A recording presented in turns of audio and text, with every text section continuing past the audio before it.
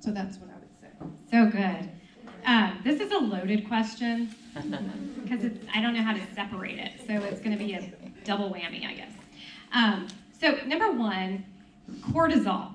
Like, I'm just going to say, when I had my report done, your cortisol level, my understanding is that it's supposed to be pretty high in the morning to get you going, and it's supposed to slowly go down throughout the day. Well, mine was spiked at about 6 p.m., very high. And, you know, I want you to talk about how that can affect you, but in addition, I'm going to tie these two questions together. How many of you guys have your smartphone like it doesn't leave your side?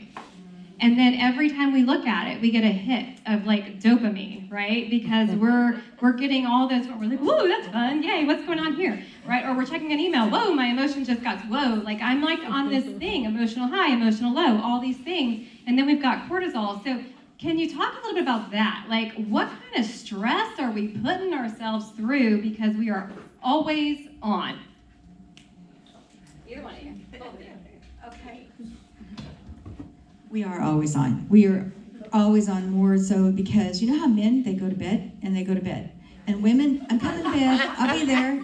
It's going to be, and then it's an hour, and then it's 2 hours later, and we're still going. And we don't listen to our bodies and actually sit down and rest and let ourselves get back to where we should be. These men are smart when they say, I'm going to bed, and they can go to bed and go to sleep. We should start taking some lessons from that. We all need more sleep. So sleep is the other factor. And if you're not able to go to bed, fall asleep in about 10, 15 minutes, stay asleep all night long, and you're really supposed to be sleeping about 6, 8, 10 hours, and I'm one of the worst ones. I will stay up. I am a late night person. I love being up till midnight. I'm not a morning person, but I'll still get up. I sleep really well for about 7 hours, but most people need 8 to 10 hours.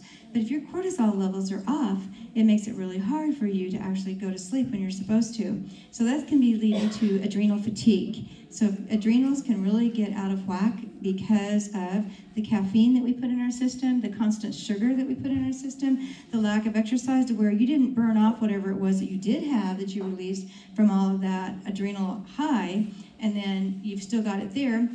It used to be that we would have to hunt for our food, so we'd be chasing these tigers, or the tigers would be chasing us, or the lions, or the whatever it was, and so you'd be running, and you'd be walking, and you would burn all of that off. Well, nowadays, whenever we have something that startles us or puts us into that fight or flight mode, then we never burn that off. So that then causes a higher cortisol. It causes inflammation in the body, and that causes pain. So the idea of going and exercising and getting some of that burned off every day, you get all that out of there and take that inflammation out, you're going to feel better.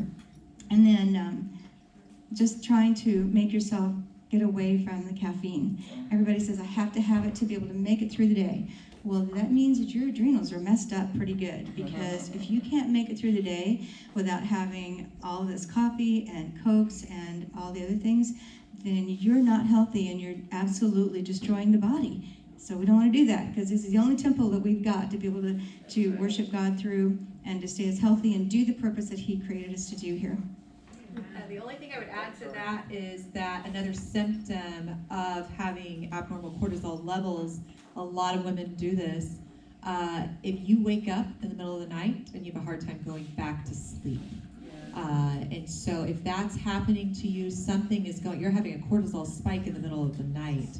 And so if that's happening to you, you really need to be seeing a practitioner that's willing to test your cortisol levels. Love it. Thank you. And Meg, a question for you. How does our mindset affect our health? In every way possible. Guys, Henry Ford said it correct.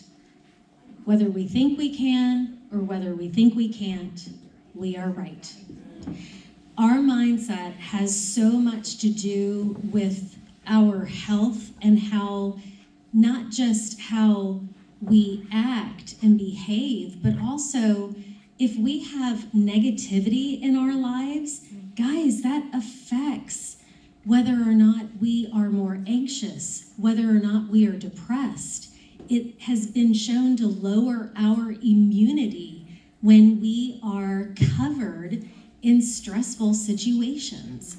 And so having that mindset of knowing what I'm putting in my environment, what I'm putting in my body, what I will tolerate, and taking that control and saying, I am worth every moment of making a better decision in my health.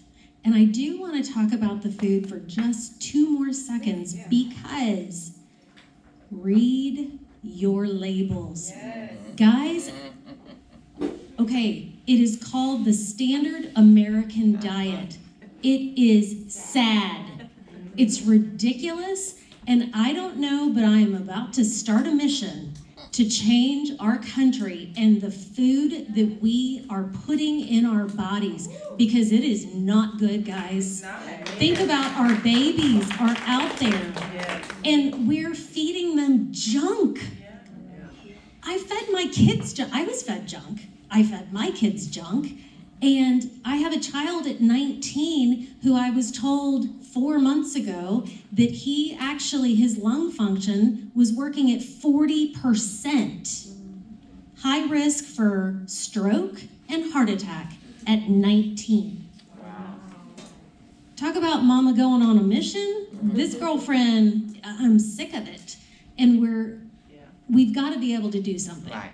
So anyway, my little high hopes. No, that's so good. And really and truly, we are getting sick of it. Like literally sick of it. So it's time to get sick of it mentally and do something about it, right? Well, ladies, have y'all learned some amazing things today?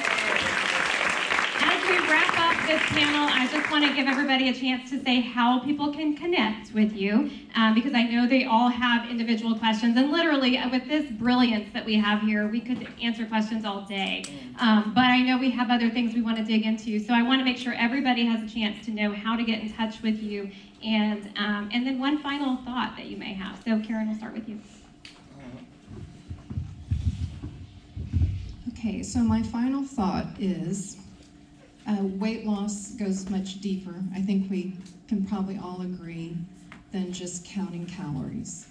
All right, so we really need our optimal health happens when our spirit, our body, and our mind and our body chemistry become balanced. And that really, in essence, is what Jesus wants for us. Each and every one of us is to be balanced. And so, that's my personal mission, is to help women achieve that balance in all the areas. It's called a holistic approach, and it's spelled W-H-O-L-E. Okay, so in John 10:10, the thief comes to kill, steal, and destroy, but I, Jesus says, have come to give you life and life more abundant. Okay, so that's what he wants for you. That's one thing I could really drive home today, is he wants that for each and every one of you. And so I own Divine Strength Fitness, and it's spelled D-I-V-I-N-E, and you can connect with me there, divinestrengthfitness.com. My email address is hello@KarenHartnett.com. If you need prayer,